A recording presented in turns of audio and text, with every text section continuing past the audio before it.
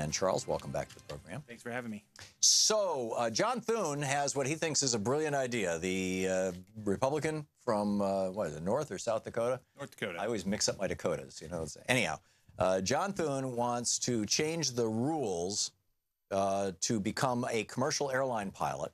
Right now you have to have, as I recall, 100 hours to become a private pilot, 200 hours to get instrument rated. You know, there's all these different, a couple hundred hours for multi-engine rating.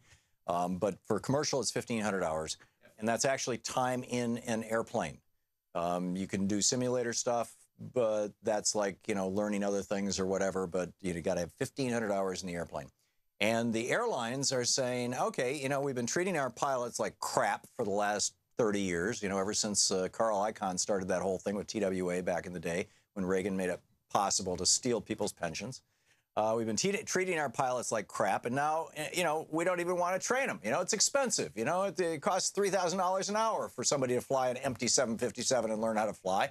Yep. Instead, we could have them on a simulator that's $100 an hour. And so they're trying to dial back this 1,500-hour rule. And the pilots, of course, who, by the way, it's not convenient to get out there in an area. It's a hell of a lot more convenient to use a simulator. I've used simulators. In fact, here's my pilot's license. I am actually a pilot, so I have some knowledge of this. You know, the pilots are saying, well, in fact, the old expression the pilots use is FAA regulations are written in blood. There was this horrible crash in 2009 in New York City, and it turned out that the pilot, you know, had been using a simulator to simulate the circumstances that he found himself in. It was, you know, an engine failure at takeoff, and just like with Sullyburger, you know, when they did it on the simulators, they said, oh, a simulator could have made it back to the airport. Maybe, maybe not. It breaks every rule of flying. You know, if you lose power on takeoff, you land as soon as you can. Period. So. Anyhow, I'm doing a soliloquy here, and you're standing. I'm sitting here listening, and that's partially because it's for being a progressive. That's a really regressive way to look at policies and technology, and to think that the only way that we can get training is for a pilot to go up and sit in a cockpit. I mean, look, part of the nation's founding was almost stopped because of an apprenticeship like what you're talking about. You're talking about locking pilots into an apprenticeship where they have to be forced to sit in the second chair and watch somebody else fly while they're being paid under market wages to sit in that chair. So yeah, the unions. No, a lot of that second chair stuff is recertification and maintaining certification and things like that. I'm talking about, you know, you've got to be the pilot in command for 1,500 hours. You've got to be in the left seat. All right, so now the airlines get to save money because they're not paying a fully licensed pilot to sit in that front seat. They're flying empty airplanes. They fly trainers. I mean, the airlines have 737s, 757s, A320s that their pilots fly to learn how to fly, to practice. I mean, look, technology is increasing here.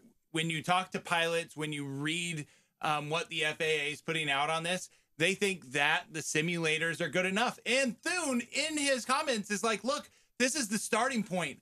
I'm up to negotiate this, but we're coming up on a pilot shortage. We need pilots. We need to do something about it. And just like the left shut down without a discussion at Berkeley, a free speech week, and like they shut down a hearing this week on healthcare, they're shutting down the discussion over this. This is the United States Senate. It's meant for debate. This is nonsense. Well, no, shutting down a free speech week is nonsense. A senator proposing an amendment and expecting debate. $800,000 in security for Milo is nonsense, too. But that's a whole completely separate discussion, and nobody's trying to shut down the discussion. What we have here is the airlines on the one hand. And by the way, the 1,500 hours is the vast majority of that time is not paid for or even done by the airlines. Most of these pilots who come in with 1,500 hours so that they qualify for a commercial license got their time mostly in the military. Yeah. You know, and I mean, you talk about a pilot shortage. You want to do away with the pilot shortage? Do two things. Go back to paying pilots good wages. Number one, you'll have a whole lot of people who want to be pilots. And number two, dial back on, you know, our massive military. All of a sudden, you're going to have a whole bunch of pilots looking for work. And look, that's actually, I believe, where Sullenberger got his experience from, was from flying in the military. Yeah, and when you're a fighter pilot. When you're flying in the military, you're pushing your plane to its extreme over and over and over again. When you're flying in the simulator, you can run simulations over and over and over and over again. I'm not anti-simulator. I'm just saying So what's the amount of hours that you want, Tom? If it's not 1,500, is it 750? Is it 300? I mean, come on. This sounds like the people that are crying against call any immigration bill amnesty. I mean, let's draw a line on there someplace. What right? I'm saying, well, okay, then if you're in favor of drawing a line, then you're not a libertarian. I would like to privatize this so that Wouldn't the libertarian position be the airline gets to decide who's going to fly the planes, period. The airlines get to come up with their own standards and their own rules, period. And, you know, if you don't like the fact that American Airlines has a plane fall out of the sky every week because they're hiring people fresh out of Donald Trump University pilot school, whereas United Airlines hasn't had a crash in 2 years because they actually hire pilots who've had 1,500 hours or more, then fly United. I mean, that's the libertarian answer. That is the libertarian Why am I not hearing that from you? Well, because look, we are dealing with a world that is closer to yours than it is mine. We already have a broken system where we don't have the amount of pilots coming into the system that we need or passing through the system. So I'm dealing in your world. No, it's broken by people that like large government, like the left, and like you. I used to have friends who were airline pilots. They were paid, you know, you'd make 150 grand a year as an airline pilot.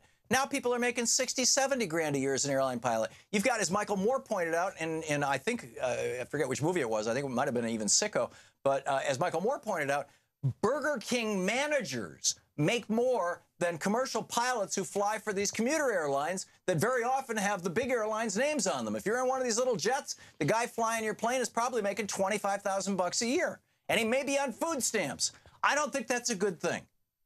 Now, not only is Thom Hartmann setting the aviation policy for the United States, but now you're setting how much a pilot should be paid.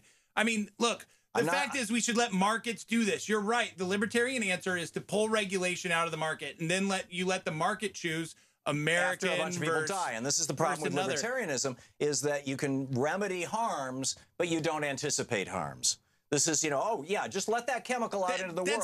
And then 20 years later, when we figure out that it's, you know, that 30,000 people have some weird kind of pancreatic cancer that nobody, you know, it took 20 years. The studies and the previous history don't show that. When you give people the money and when you allow them to accept the risk, they tend to be more risk averse. If you just look around society, people are more risk adverse, or you would have everybody becoming an entrepreneur or everybody investing all of their money in penny stocks. What does that have to do with whether the government should be defining safety standards for airlines? Because you just said that it's going to be this race to the bottom, and the fact is it's not going to be a race to the bottom if you don't have the government defining airline regulation. I think it would be. I mean, there are. You know, I've flown on Ugandan Airlines, you know, with the engine on the side that I was on starting to leak hydraulic fluid and this pinkish orange stuff running down the side of the airplane while the goats and the chickens literally in the middle of the plane were making all kinds of racket. And you chose to fly on that. It's not that you didn't step on that plane and say I wasn't happy about it. You didn't step on the plane. I was flying into a war zone. I had no choice. But you know, well, when you stepped on the plane, you didn't say, well, you know, the government regulations are going to save me. You used your brain and decided that there was some amount of reasonable chance that you were going to arrive at your destination. You made that choice and walked onto the plane, unless you walked on at gunpoint. No. But even Uganda, this is in 1980. Idi Amin had just been deposed. It was the middle of a civil war. Even Uganda still had standards. I'm not sure that they were keeping them because, like I said, the plane that I was on was, you know, on its way into Entebbe. We lost hydraulic. You know, at least one engine was losing hydraulic fluid. Look, knowing the bribes. But I would much rather live in the United States, where I know that the airlines are not only well regulated, but the regulations are enforced, than in Uganda, where, you know, not to pick on one country, but I mean, but let's look at another place where regulation is supposed to save people and bankrupted teachers and other professionals, and that's in the financial industry where we had Madoff that just ran off with a bunch of people's money. And there's tight regulations there, and he had passed multiple levels of government regulation. It's not regulation. You're making a case for stronger regulation. No, regulation is not the cure-all here. Free markets. There's a lot of people that if the government wasn't regulating Madoff, everybody knew that he was paying too high of a return. So you're suggesting that before you get on an airplane, you're going to walk up and say, I want to talk to the pilot. I want to ask this pilot, how many hours have you flown? How many hours have you flown IFR? How many have been in the left seat? Before I put my family on this plane. Is that what you're going to do? You're going to become an informed consumer? You know what would actually happen, Thomas? First off, more than likely websites would show up with that on, the way that they are with doctors. What are their rankings with people? A lot of those are still not really true to the market. The problem, but one of the things I've seen actually is now you've got doctors hiring people to put favorable reviews for their medical practices on the web. That's what I said. So a lot of those are wrong. This is why I don't trust capitalism, because it's an open invitation for corruption. Well, that's why we have paid services for people to come do contracts at your home or other things for a product as useful as airline travel. It's why we would have something likely even better for airline travel. Even better than 1,500 hours? Is it Angie's List, the one you use? Oh no, 1,500 hours. Look, Angie's List. I'm not a flight. Sullenberger, will you please fly my plane? Yes, you would love Sullenberger to fly your plane. He was a military pilot. Okay, Charles Sauer, marketinstitute.org is the website. You can tweet him at Charles Sauer, Sauer. Thank you, Charles. Thank you.